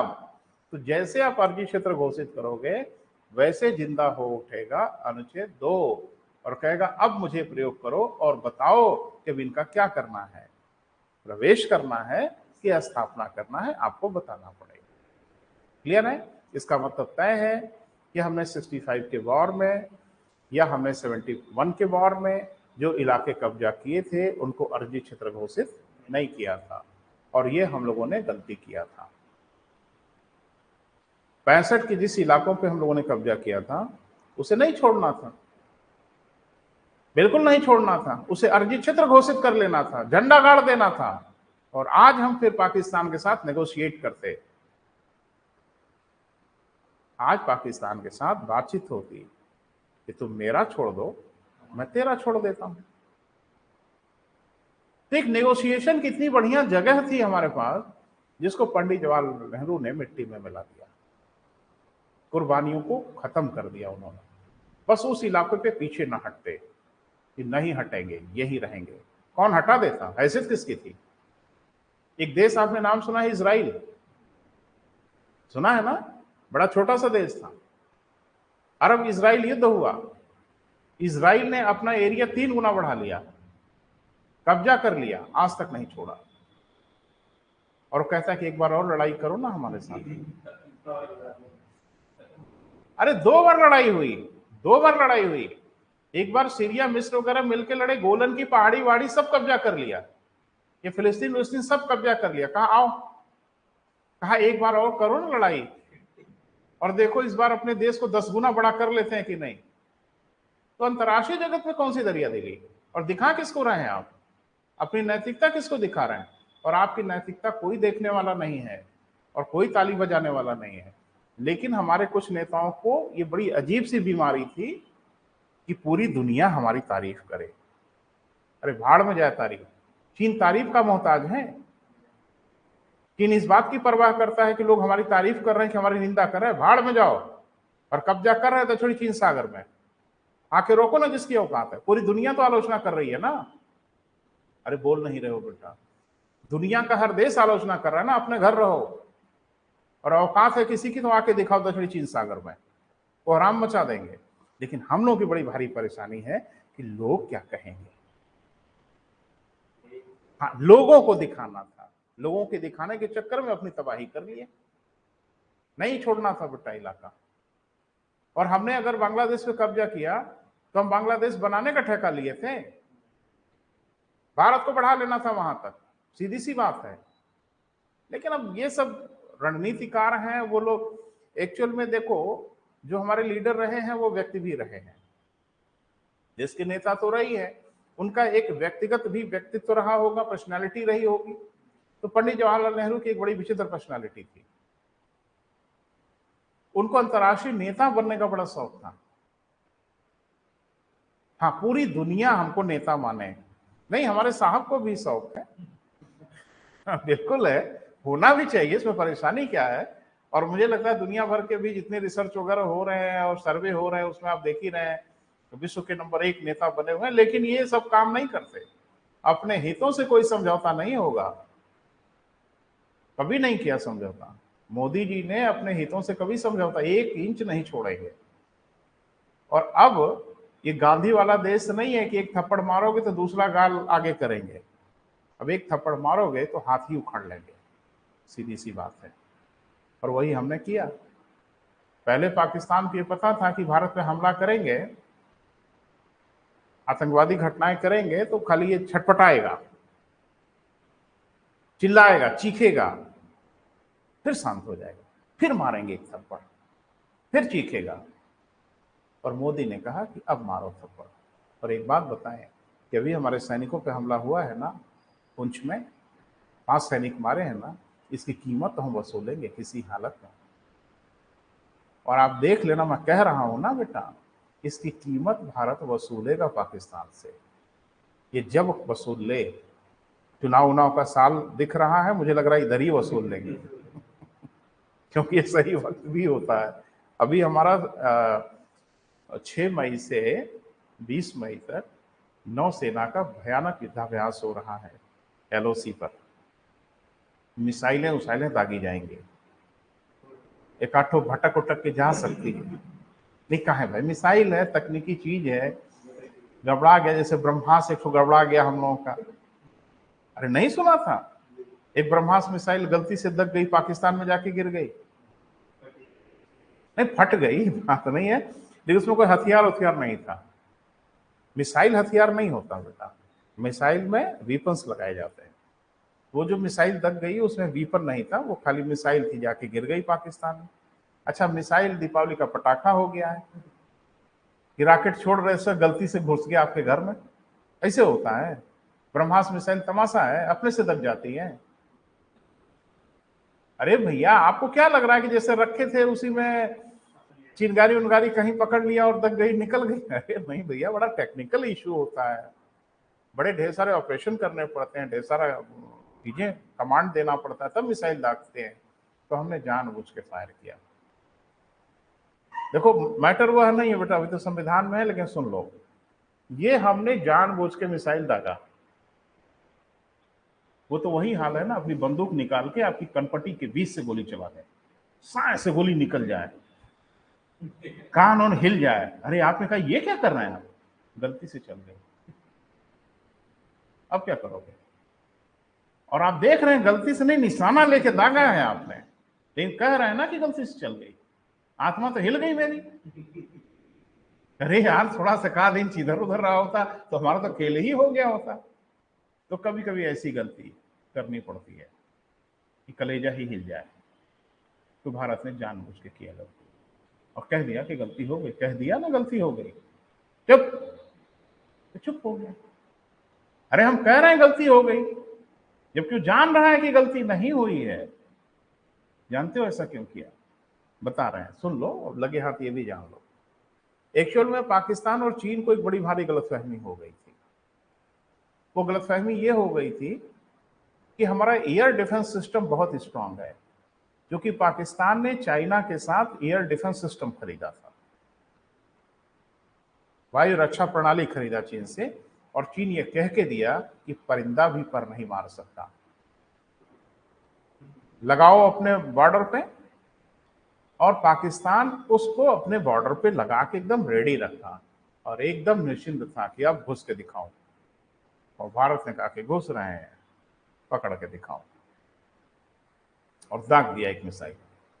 बवाल ना हो इसलिए बम के साथ नहीं दागा। हमको पाकिस्तान पे हमला थोड़ी करना था, हमें सिर्फ पाकिस्तान का परीक्षण करना था, इनका एयर डिफेंस सिस्टम काम कर पाता है कि नहीं कर पाता। और काम भी कर पाएगा तो मारेंगे हवा में, नहीं कर पाएंगे तो दोनों की पोल खुलेगी। चीन की भी और पाकिस्तान की। और पाकिस्तान का कलेजा हिल गया है और चीन का भी कम नहीं हिला है। चीन को भी पता है ब्रह्मास्त्र को ट्रैप नहीं कर पाएंगे। यानी भारत ताबड़तोड़ ब्रह्मास्त्र मिसाइल दागना शुरू करेगा तो हमारी औकात ही नहीं कि हम उसको ट्रैप कर पाए, क्योंकि हमारा ही तो सिस्टम लगा था। तो एक तीर से हमने दो शिकार साध लिया। पाकिस्तान आज तक सदमे में है, चाइना भी सदमे में है कि ब्रह्मास्त्र का तोड़ नहीं है हमारे पास। और एक बात बताएं कि हमारे ब्रह्मास्त्र मिसाइल का तोड़ किसी के पास नहीं है। ये बहुत अच्छी बात है भारत के लिए कि दुनिया का कोई एयर डिफेंस सिस्टम नहीं पकड़ पाएगा इसे, चाहे वो पैट्रियट हो अमेरिका का, चाहे S-400 हो, ट्रैप नहीं कर पाएंगे ये। मुझे लगता है कि जब हमारा एक पायलट वहां पकड़ा गया था ना, अभिनंदन, अरे याद होगा आपको, एक हमारा पायलट पाकिस्तान ने पकड़ लिया था ना, अभिनंदन को। तो उस समय डोनाल्ड ट्रंप थे राष्ट्रपति अमेरिका के। तो उन्होंने पाकिस्तान के प्रधानमंत्री को फोन किया। किसने? डोनाल्ड ट्रंप ने। और कहा कि कब छोड़ रहे हो भारत के पायलट को। उन्होंने कहा कि छोड़ेंगे थोड़ी, इसको पकड़े हैं, इसको छोड़ेंगे। कहा कि कल तक छोड़ देना, और नहीं तो पाकिस्तान नहीं रहेगा। ये तो उधर बता दिया। और मीडिया को उन्होंने एक वक्तव्य दिया कि आज रात भारत कुछ बड़ा करने वाला है। अरे सुना होगा, पूरी दुनिया में हाईलाइट हो गया कि डोनाल्ड ट्रंप ने कहा कि भारत कुछ बड़ा करने का इरादा रख रहा है। और बड़ा करने का पूरा इरादा था। लगभग 4 से 5 हजार ब्रह्मास्त्र मिसाइलें हमने एकदम स्टैंड बाई मोड में रखा कि तुरंत दाग देंगे सब। और जैसे पाकिस्तान को ये पता चला, उसकी रूह कांप गई। और अगले दिन ही इमरान खान सदन में आके, अच्छा ड्रामा भी देखा होगा आपने, दुनिया भर का भाषण दे के खत्म कर लिया। लौट के जा रहे थे, अब जाने की बेला थी, तब तक फिर पलटे। उन्होंने कहा एक चीज बताना भूल गए, वही बताना था। तो फिर पलट के आके उन्होंने बताया कि एक चीज मैं कहना भूल गया कि कल भारतीय पायलट अभिनंदन को हम लोग छोड़ रहे हैं। कहना यही था, खाली ये ड्रामा दिखाना था कि मैंने हम लोगों के लिए छोटी मोटी बात है ये। तब भारत ने कहा कि सारी मिसाइलों को हाँ सीज कर लो, मैंने रोक लो। अब नहीं तो तबाही तो ये, अब वो नहीं है बेटा, थप्पड़ मारोगे तो हम थप्पड़ सहेंगे। अब तो थप्पड़ मारोगे ना तो हाथ उखाड़ लेंगे, सीधी सी बात है। तो ये सबकी पॉलिसी रही है। तो ये हमारे लीडर्स वगैरह समय समय पे तमाम नेता आते गए, उनकी पॉलिसी होती गई। लेकिन भारत ने हमेशा एक अपना एक कहते हैं ना चरित्र बना लिया कि हम सॉफ्ट कंट्री हैं। जैसे आप देखते हो ना, समाज समाज में भी हम लोगों के नेचर होते हैं। कुछ लोग जानते हैं कि बहुत सीधे साधे आदमी हैं, तो बहुत रिएक्ट नहीं करेंगे। और कुछ होते हैं गांवों में, शहर में ना, ताकतवर नहीं होते, बांह चढ़ाए रहते हैं। क्या है? आप जोड़ लेते हो, कुछ नहीं है भैया। वो ताकतवर नहीं है, वो लड़ने के लिए एकदम से आमादा है। ये उनका नेचर है। और ऐसे लोगों से सब लोग हाथ जोड़ के गुजर जाते हैं, भैया छोड़ो जाओ, कौन बवाल कौन करे इससे। तो भारत तो वही हो गया है कि वो सिंपल कंट्री है, साधारण देश है, रिएक्ट करता नहीं, गुस्सा करता नहीं। तो एक आध थप्पड़ अप्पड़ मार दो तो फिर होगा, क्यों चप्पड़ होगा, फिर शांत हो जाएगा। इजराइल को जरा छू के दिखाओ ना, इजराइल हमेशा बांह चढ़ाए रहता है। अगर एक बुलेट फायर किए ना तो 100 मिसाइल दागेंगे। यही करता है वो। तो बनाना पड़ता है ना, भारत अब धीरे धीरे बना रहा है अपना माहौल। अब लोग घबरा रहे हैं भारत से। बहरहाल, तो एक बात बेटा कि अनुच्छेद 2 का प्रयोग हम तब करेंगे जब हमारे पास अर्जित क्षेत्र होगा। अर्जित क्षेत्र माने किसी विदेशी भूभाग पे कब्जा किया हो और विधि के द्वारा हमने उसको अर्जित क्षेत्र घोषित कर लिया हो। लिखें बेटा, अनुच्छेद 2 के प्रयोग से नए राज्य की प्रवेश स्थापना तब करेंगे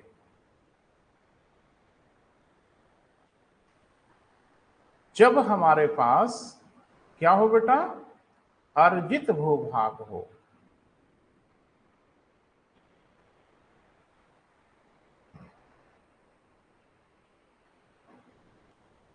क्या हो बेटा? अर्जित भूभाग हो,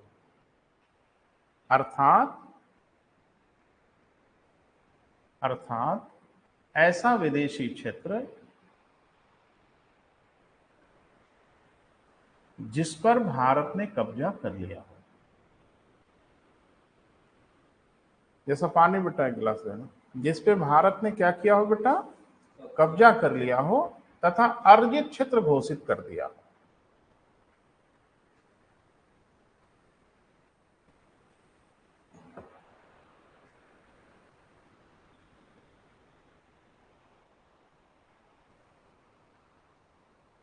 अर्जित क्षेत्र घोषित कर दिया हो। क्लियर है बेटा? स्पष्ट हो रहा है? लिखें, इसीलिए अनुच्छेद 2 के प्रयोग से जब नए राज्यों की प्रवेश व स्थापना कराई जाती है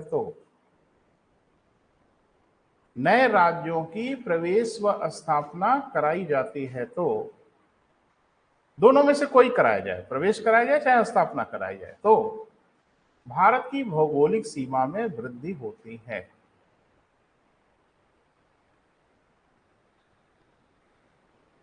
भारत की भौगोलिक सीमा में क्या होती है बेटा? वृद्धि होती है। सहमत हैं? आगे बेटा, क्लियर हो गया ना बेटा? 2 में भी वही होना है, 3 में भी वही होना है, बट अंतर दिख रहा है कि 2 के साथ अर्जित भूभाग होना चाहिए और 3 के साथ अर्जित भूभाग की कोई आवश्यकता नहीं है, क्योंकि यह मात्र आंतरिक समायोजन। क्लियर है बेटा? लिखें, वहीं अनुच्छेद 3 के प्रयोग से जब नए राज्यों की प्रवेश व स्थापना कराई जाती है तो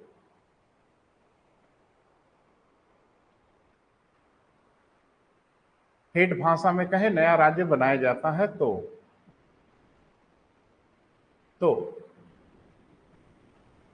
भारत की भौगोलिक सीमा में कोई वृद्धि नहीं होती।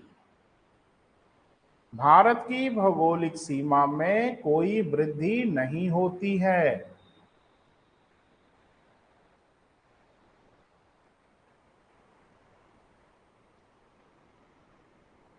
क्यों नहीं होती है बेटा? क्योंकि इसमें अर्जित क्षेत्र सम्मिलित नहीं होता। लिख लें, परीक्षा कैसे कैसे हो बेटा कहना बहुत मुश्किल है। क्योंकि इसमें अर्जित क्षेत्र सम्मिलित नहीं होते,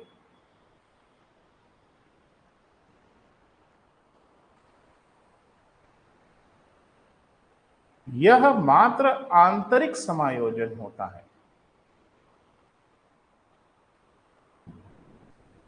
यह मात्र केवल क्या होता है बेटा? आंतरिक समायोजन, इंटरनल एडजस्टमेंट है। ठीक है बेटा? तो फिर दूसरे से क्या लेना देना? भाई हम अपना घर गिरा के फिर से घर बनाए, क्या तकलीफ आप? हम रोज गिराए रोज बनाए, आप देख के चिढ़े कितना पैसा हो गया इसके पास, तो होगा, लेकिन आप नहीं ना कुछ ले रहे हैं। आप आपत्ति तब करिएगा जब घर गिरा के और आप में घुस के बनाने लगे। तो हम अपनी बाउंड्री है, उसके अंदर हम जो मन करे वो करें, उस किसी से क्या लेना देना। तो अनुच्छेद 3 जो है ना बेटा, इसमें विदेशी भूभाग से कोई लेना देना नहीं है, यह मात्र आंतरिक समायोजन है। क्लियर हुआ? कोई परेशानी, कोई डाउट? सब क्लियर हुआ? 2-3 का अंतर स्पष्ट हुआ? बस एक बात ध्यान रखना, 2 का प्रयोग करेंगे सीमा बढ़ जाएगी, 3 का प्रयोग करेंगे सीमा नहीं बढ़ेगी। ये चीज अगर दिमाग में रहेगा तो आप सब समझ जाओगे। क्लियर है बेटा? अब अनुच्छेद 4, थोड़ा सा रोकिए। हमारे यहां कहा गया है कि संविधान में जो भी बातें लिखी गई हैं उसमें अगर कुछ परिवर्तन करना होगा तो आपको संविधान संशोधन करना होगा। बोल नहीं रहे? और यह संशोधन अनुच्छेद 368 के अनुसार होगा और विहित प्रक्रिया से होगा, यानी जो प्रक्रिया लिखी गई है उस प्रक्रिया से होगा। क्लियर है? अब एक बात बताइए, जब आपने आंध्र प्रदेश से तोड़ के तेलंगाना बढ़ाया तो संविधान में लिखना पड़ा होगा ना कहीं। अरे जब आप तेलंगाना बनाए हो तो संविधान की किताब में कहीं ना कहीं तो लिखना पड़ा होगा ना। तो वहां आपने नया राज्य का नाम लिखा ना, तो संविधान में संशोधन हुआ ना। अरे संशोधन का क्या मतलब है? कुछ नया लिख देना, कुछ काट देना, यही ना संशोधन है। तो आपने एक नया नाम लिखा ना, संशोधन हुआ कि नहीं हुआ? जब आपने उत्तराखंड बनाया होगा तो संविधान में परिवर्तन हुआ होगा ना। आपने झारखंड बनाया होगा तो संविधान में परिवर्तन हुआ होगा ना। सिक्किम बनाया तो परिवर्तन हुआ होगा ना। 368 का प्रयोग किया होगा ना। नहीं किया, नहीं किया। तो थोड़ा सुन लो कि ये क्या माजरा है। हमारे संविधान में दो प्रकार से संशोधन होते हैं। एक वह जहां अनुच्छेद में ही लिखा है ऐसा कर सकते हो। अरे भैया यहां तो 2 और 3 में खुद ही लिखा है कि आप ऐसा कर सकते हो। तो जहां लिखा है ऐसा कर सकते हो, वहां 368 की आवश्यकता नहीं है। जहां नहीं कुछ लिखा है वहां कर सकते हो। इसीलिए कहा गया कि अनुच्छेद 2, 4 में सिर्फ एक ही चीज लिखी है बेटा, ध्यान से सुनो। 4 में लिखा हुआ है कि अनुच्छेद 2 और अनुच्छेद 3 के प्रयोग से जब नए राज्यों की प्रवेश स्थापना कराई जाएगी, यह अनुच्छेद 368 से संशोधन नहीं माना जाएगा। मतलब 368 वाली प्रक्रिया नहीं अपनानी है। बस इतनी सी बात है। 4 सिर्फ जस्टिफाई कर देता है कि यह काम अनुच्छेद 2 और 3 खुद ही करने में सक्षम है। जब अनुच्छेद खुद करने में सक्षम न हो तब ब्रह्मास्त्र उठाया जाता है। ऐसे हर जगह ब्रह्मास्त्र चला दोगे तो अनुच्छेद 2 कह रहा है कि नया राज्य बना सकते हो, अनुच्छेद 3 कह रहा है नया राज्य बना सकते हो, तो फिर 368 की क्या जरूरत है? 368 का प्रयोग वहां करना पड़ेगा जहां संविधान चुप है, कुछ वहां पे दिख नहीं रहा है। तो क्लियर है बेटा? ये बस है 4 में, अनुच्छेद 4। हाँ लिखे, अनुच्छेद 2 तथा 3 के माध्यम से जब नए राज्यों की प्रवेश स्थापना कराई जाएगी तो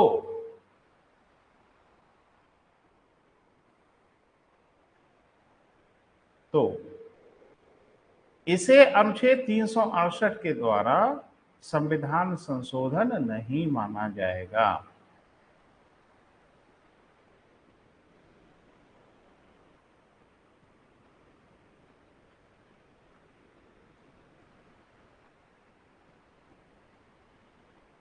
ठीक है बेटा? अच्छा अगर माना ही जाए तो कौन सी आफत है?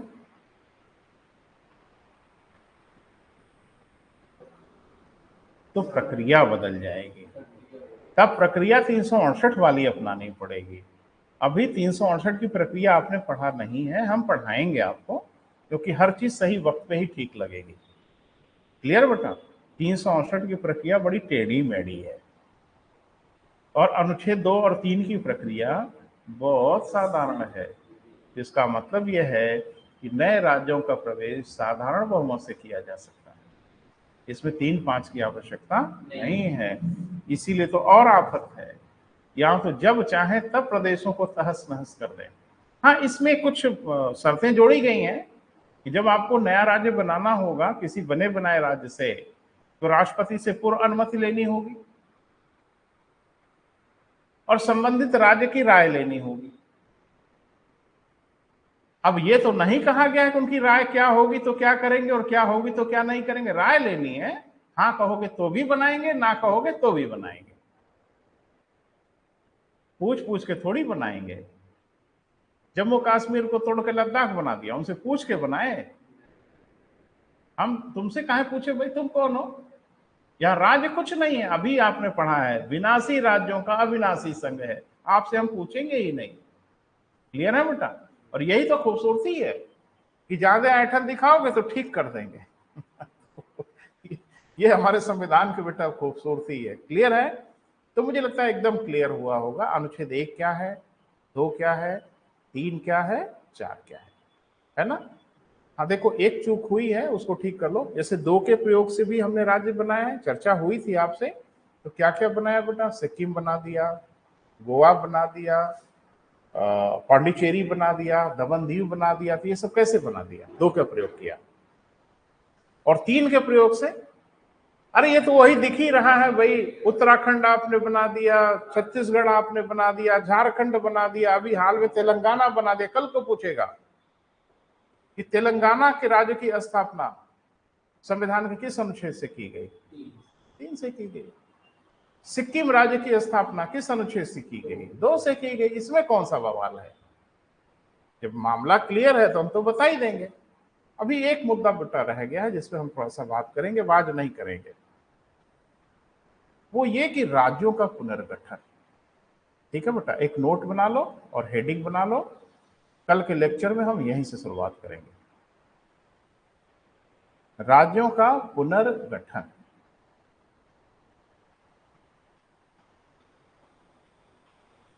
यानी एक बात तो तय है कि आज जो राज्यों का फॉर्मेट आपको दिखता है वो फॉर्मेट शुरू से नहीं था।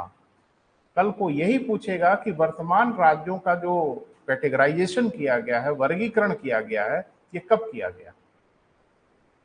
यानी आज की डेट में राज्यों की 2 श्रेणियां हैं ना, एक को हम लोग राज्य कहते हैं, एक को संघ राज्य क्षेत्र कहते हैं या संघ शासित क्षेत्र कहते हैं। ये कब से बनाया गया?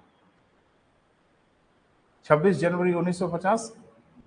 बिल्कुल नहीं, बिल्कुल नहीं, बिल्कुल नहीं। ये बनाया गया 1956 से। क्लियर है बेटा?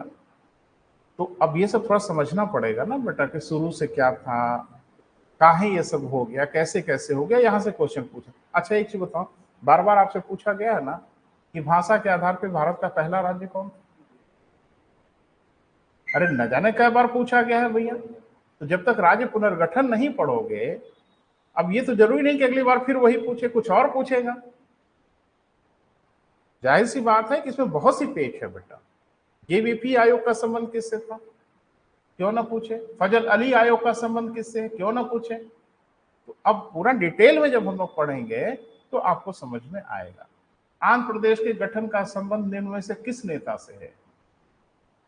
अब पता है तब ना बेटा, नहीं तो विकल्प में 4 ठो दे देगा अंड बंड नाम, तो आप कैसे बता पाओगे? तो थोड़ा सा हम लोग अगले लेक्चर में इसको समझ लेंगे, फिर हम लोग भाग 2 की ओर बढ़ेंगे। और ये है बहुत इंपॉर्टेंट बेटा भाग 2, आजकल सब महत्वपूर्ण है, और जिसको हम लोग कहते हैं नागरिकता। तो थोड़ा ये समझने की कोशिश करेंगे कि आखिर नागरिकता क्या है। हम लोग भारत के नागरिक हैं तो काहे हैं? भारत के नागरिक हो ना, फॉर्म में एकदम जोरदार ढंग से लिखते हो कि हाँ भारत के नागरिक हैं। कैसे हो? एक ने कहा हमारे माँ बाप यहीं, ऐसा लिखा है क्या संविधान में? अरे हमारे माँ बाप यहीं पैदा हुए तो हम भारत के नागरिक हैं, ऐसा है? तो देखेंगे, अगर ऐसा है तो सोनिया गांधी कैसे हो गई नागरिक? तो एक ने कहा फिर वैसा भी होगा। तो यही समझेंगे कैसा कैसा है ना, सब समझेंगे बेटा। ठीक है बेटा, थैंक यू। आज यहीं तक, कल मिलते हैं बेटा, बात करते हैं।